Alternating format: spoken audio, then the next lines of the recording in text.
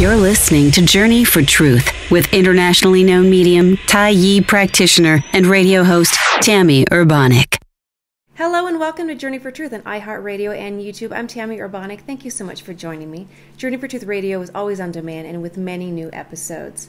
Go to journeyfortruthradio.com, and right there you can read about all of the new episodes, the links to iHeartRadio and YouTube. Also, if you sign up for the newsletter, of course it's free, you'll be notified of each new episode. journeyfortruthradio.com. Also on JonahLifeInstitute.com, there is a new Jonah message titled Toxic. This talks about our toxic air, water, but also toxic relationships, toxic environments, and steps that you can take at really healing that and removing toxicity from your life to create a better quality of life. Always the point of Jonah's messages. My guest this week is Nancy Rhines. Nancy experienced a horrific accident that led her to also experience a near-death experience. Today she's going to share with us what occurred and talk to us about life and death. Nancy, welcome. Hi, thanks for having me, Tammy. It's great to have you here. Now, you were raised Catholic. Why did you turn away from your religion? Well, it's a long and involved story, but basically what happened is when I was in my teens, that was the time when, at least in the Catholic Church in the Chicago area in Illinois, we were having a lot of scandals involving, priests that were sexually molesting kids. And a lot of other things happened within my church that were kind of along those same lines. And I started to really question whether there really even was a God. If there was, how could he let this all happen? How could priests in his church, the Catholic Church for all, the basic church that started up after Jesus died, how could God let all this happen? So I began to think, well, maybe there isn't a God. And that's where it started, my journey off into, at first, agnosticism, and then I really became an atheist and a true skeptic after that. I hear that a lot, that people really began questioning their religion, the teachings, and what they were being told. And I always encourage people to question what they're being told. Always question what you're being taught. Is it the truth? Is it coming from a place of integrity? Are you being controlled and manipulated? And I think a lot of people that are very strong in their church and their religion, this does not apply to everyone, of course, but many don't want to do that research. They don't want to do that questioning, I think, because they've been taught that that's wrong. You're not supposed to question. Right. So how did your family respond when you decided to leave the church? Oh, they were not happy. They were of the mindset that I should, again, like you just said, that I should just accept on faith and not question the actions of these people. But I was given no real guidance as to how to work through all of that. I asked the questions of my parents, how could God let this happen? But I think back then what I needed was somebody to say, look, these are the actions of people. This is what these people are doing. They're obviously broken. They've got some issues. Right. They have their own problems. That doesn't mean that this is what God is agreeing to, that's okay. God's not agreeing that this is okay. They're separate. But no one explained that to me, so I kept those two things equated in my mind. But my parents were not happy. My mom especially, who was very devout Irish Catholic, did not like it that I left. And I just, that was my choice. And I was a bit of a black sheep, so I just let that roll. And I took some heat for it as a kid, but what's she gonna do? Right. I'm pretty pig-headed that way. At least I was when I was a kid. So what was your work before the accident? Your income work, your day-to-day work? So I had spent a long time as a scientist. I was a geologist. I did some work in archaeology, but right about the time before the accident, I was working in satellite remote sensing imagery. So that's, the satellites we have circling the Earth take pictures of the Earth. And I was helping teach people how to analyze those images so that they could make decisions based on, the rocks or whatever. Basically for mining, oil and gas, environmental resource, environmental cleanup, that kind of thing. Conservation was a big area. So it was a lot of earth-based science that I was involved in, with a little bit of programming as well. Mm-hmm. So very, very hardcore. Yeah. And what was the nature of the accident that occurred? Well, I was on a bicycle. I was doing some biking around town in my little town in Colorado, just running some errands. And it was just a late morning one day. It was beautiful weather, and I was just going to do some errands around town and go back home rather than take my car out. It was a lot easier just to ride my bike, or at least that's what I thought. And while I was on that ride, I went into a roundabout or one of those traffic circles and was hit broadside, kind of like this, by a driver who was texting. She was not at all paying attention to anything that was going on around her, not just me, but anything. She had almost hit a couple of other vehicles before she finally hit me. So I was like the third or fourth one in the chain of people she almost impacted, and she actually hit me. Wow. So that's how that happened. Yeah, it was pretty horrific. I just assumed during the accident I didn't expect to live. I just saw my life flashing before my eyes and thought, this is it. I'm gone. People don't normally survive those types of accidents. That does sound absolutely horrific. And I'm always curious when a situation or trauma such as that occurs. Did you have any type of premonition or intuitive feeling, don't go out, don't take your bike out, or change the time of day at which you were going to go out? Actually, I did. I had some premonitions maybe a month before that something was going to happen, but nothing really specific. But that morning before I left, I remember standing in my driveway with my, I had my bike out, and I thought, I should just put this bike away right now and go back in the house. And I don't know why that thought came into my mind, or at least I didn't back then. It didn't make any sense. Right. The weather was beautiful, it was nice and sunny, and so I just ignored it and went off on my merry way. But if I had listened to that, this wouldn't have happened. As a lot of people do ignore those types of messages, and I've always been taught to really listen to those messages because even though it doesn't make logical sense, why would I leave my bike behind? It's beautiful outside. That makes no logical sense. Because if you know what's going to happen specifically, then it does make absolute logical sense. Right. But you don't always get that piece of information. You just get the information. Just wait.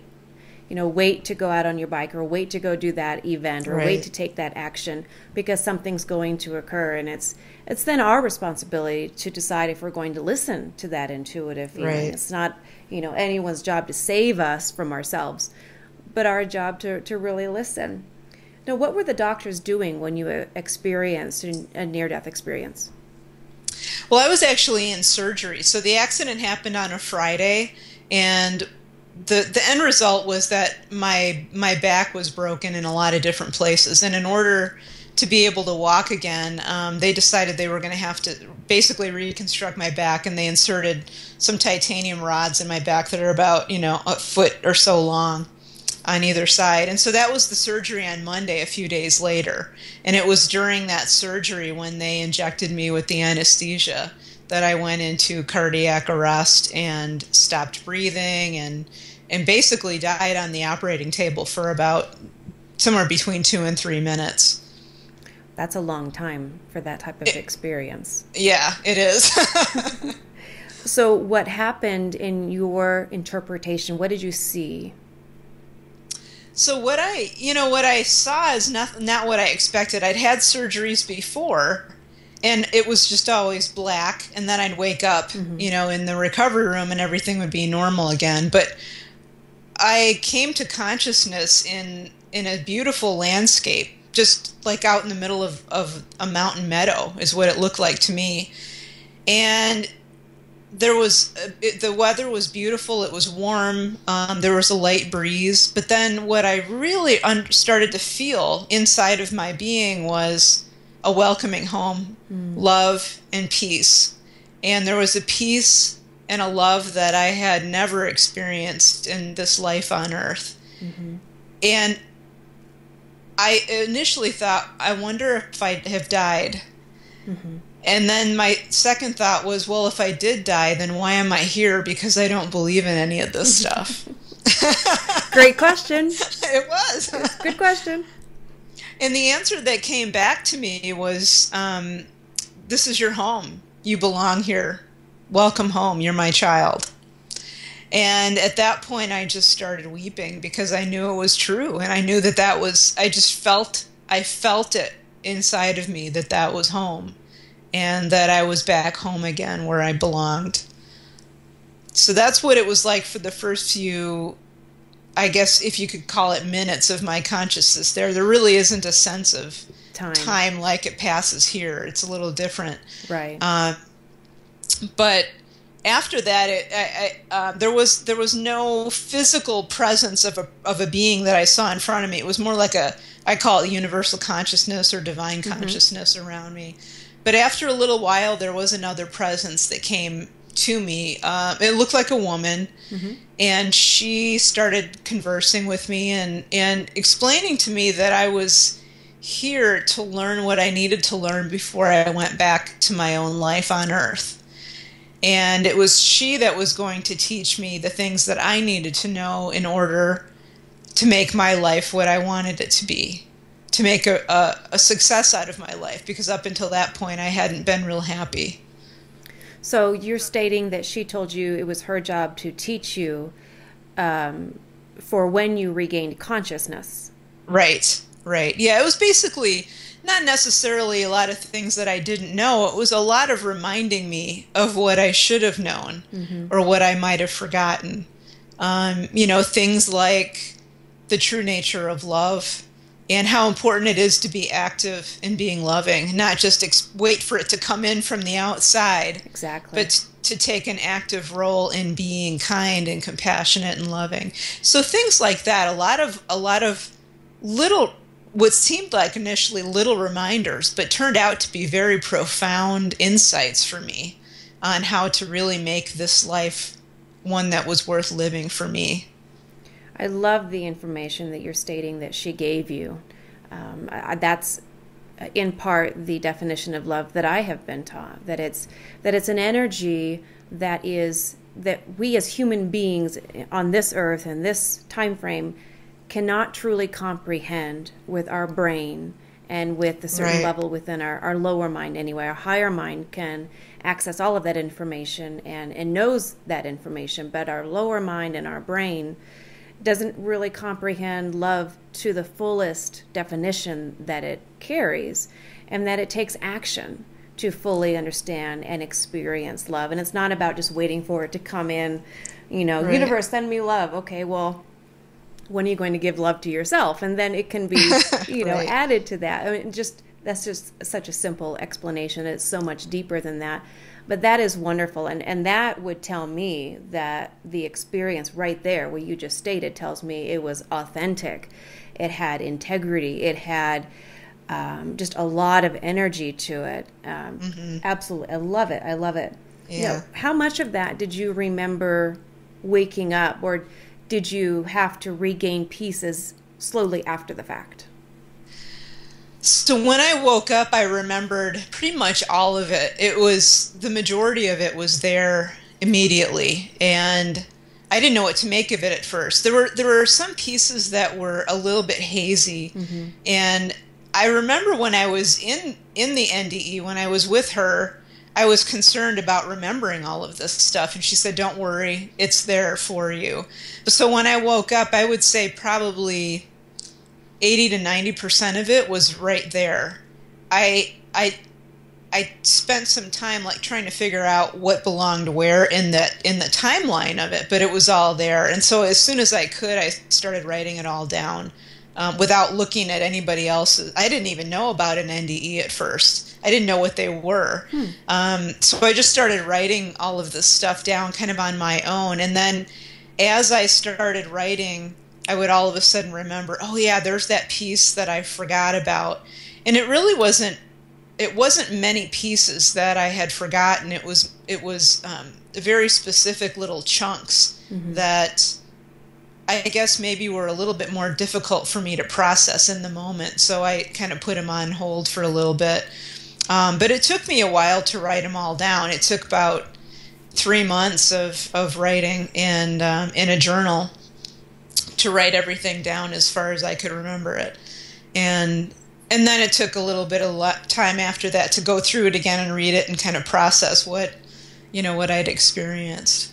I've never had an NDE, but I have had a lot of experiences where I feel like I'm talking to someone in my sleep. I'm having this very vivid, real experience, and I always call those experiences. I don't call them dreams. I've been able to differentiate between, okay, that was a dream, it's symbolic. No, this was an experience. Right. And with those experiences, I always remember, so much of it, and it's so vivid that it's the same thing. As soon as I come out of that sleep state, I just start writing it down, exactly what occurred as far as I can remember it.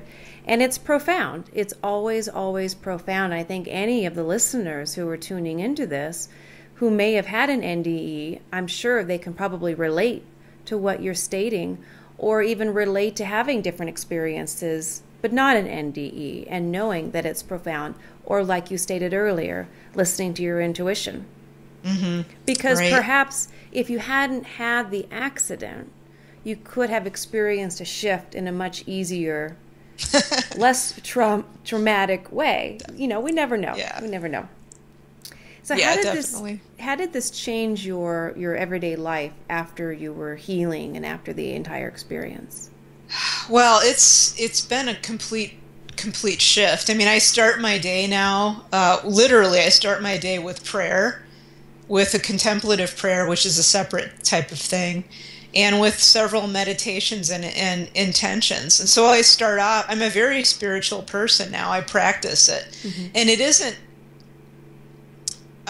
it isn't something that's an effort for me anymore. It's like somebody in one of my classes recently made a good comment. She said, you've gotten to the point where now your life is a spiritual practice. And I said, that's a good way to put it. Mm-hmm. I've gotten so that I've worked at it enough and practiced it enough so that my entire outlook on my life every day is one of spirituality. So I just try to give and live the way that I was taught. So I'm kind, I'm compassionate.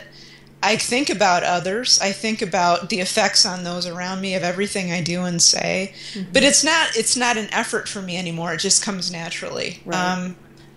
I practice gratitude, although again, it's to the point now where it isn't an effort. It's just natural. Mm-hmm. And I do a life review on myself every day at the end of the day. So I make it a point of going through and thinking about the good things or the things that maybe I could change, or what I need to do differently to tweak this or that. Mm-hmm. And it really helps. But I'm a very spiritual person now, and very accommodating. That's not the right word. Very open, very calm, centered. And probably much more balanced within yourself and where you're spending your time and how you're spending your time. Right. And certainly less fearful. I don't fear death anymore. Mm-hmm. I was terrified of death before. So, and I go to services every week, and I, go to spiritual gatherings. So for me, it's completely changed my life in a good way. It was a change that I really needed. And like you said, I could have gotten it in a less painful way, but it took that final NDE to really make it hit home for me. Mm-hmm. Well, and it did. And I've always been taught that we can always choose to learn without pain. Right. It is within our culture, our planet, that many people choose to learn through pain. And typically, it's not a conscious choice, of course, but through our actions or our inactions, sometimes we're making a choice to learn through pain instead of through joy. But sounds like you took a very painful event and you've been able to take it into learning through a state of joy. So you're living spirituality, which is so much different from talking about spirituality. Mm-hmm. When a person teaches spirituality on any level, I always look to see, but are they living it? Are they embodying it? Or are they simply repeating from a book that they happen to read, and their ego is attached to a specific status? It's really important for me to live something, to practice something, if I'm going to be teaching it to anyone. Otherwise, I feel like it's not authentic. So I love I love it that you are truly living a sense of spirituality. So answer in this question for a lot of listeners who are seeking joy: how can we bring more joy into our lives?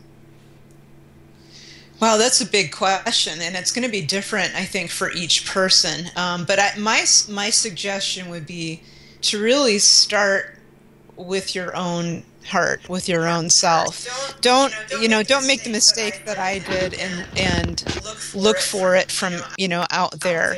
And so what I suggest to people is they start by creating, if they don't have one yet, create a spiritual practice for yourself on a daily basis. It doesn't have to be long and complicated.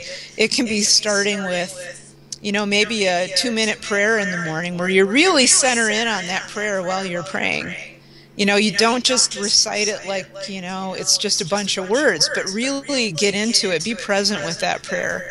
And practice gratitude and really get into feeling that gratitude. What is it that I'm truly grateful for?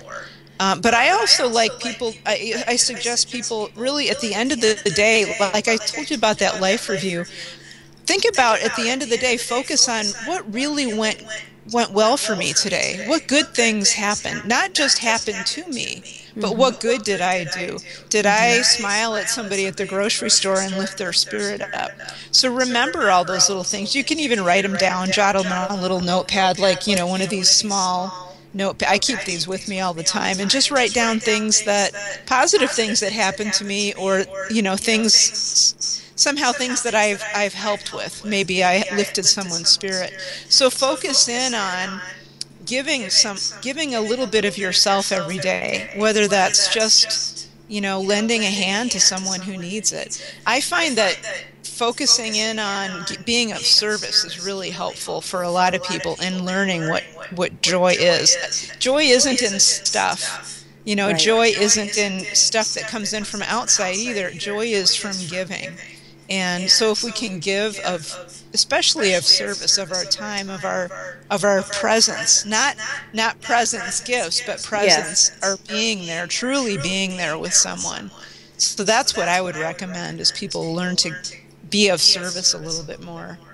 I completely agree that being in a state of joy also means being in a state of service. And it can be simple things that you were just mentioning. It doesn't have to be that you're spending all of this money on other people, but offering that smile, offering that assistance, especially with a lot of teenagers. I recently read that suicide rates for teenagers has really gone up. And so when we recognize a teenager in a state of crisis or a state of pain or a state of anger, offering that compassion, offering that assistance in that direction, being willing to perhaps volunteer somewhere where a lot of angry teens might go to and receive assistance, and just so many more ideas. And I think joy also comes from a state of really knowing who you are and knowing what you stand for, and knowing what you're here to do and what you're here to offer, and doing it with a state of passion and a state of direction. Really that sense of joy. I think sometimes people think that joy is they're happy all the time and every day is great, and that's just that's not realistic. Being in a state of joy is consistent, but that doesn't mean every day is perfect. So that's wonderful advice that you just gave. Now, if someone is looking to understand meaning, how do they find meaning in their own life? What is 1 or 2 steps that you could offer that? Oh boy, I think maybe you're referring to the article I just wrote. Someone just asked me that question a couple of weeks ago, actually, and I wrote an article and posted that online. And meaning really, it's an individual thing. So I was asked, what's the meaning of life? And what I offered back was, what does life mean to you? What brings meaning into your life? And what you need to do really, and this is what I've done, I recommend to people, is that they really spend time going within. And that could be, through a meditative practice. It could be being in solitude for a while, whether it's just, 5 minutes a day of taking a walk outside, but really figure out what it is that brings meaning to your life. Now, for a lot of people, that means, again, it doesn't necessarily mean being in a job that's, wonderful and joyful. It may mean being in a job that's difficult, but makes you feel good because you're doing it. So it could be like a nurse or a social worker who's helping kids in tough situations. So look for those things that really tug at your heartstrings. What would you do for free to help someone else out? For me, I love speaking to people about this stuff. That really gives me meaning. It brings meaning into my life to share what I've learned with other people. Whether I'm paid for it or not, I don't care. I just like helping other people. So for me, it goes back to helping others. So go within and see what really brings you a sense of comfort or joy. It could be raising really well-adjusted kids. It doesn't have to be anything outside.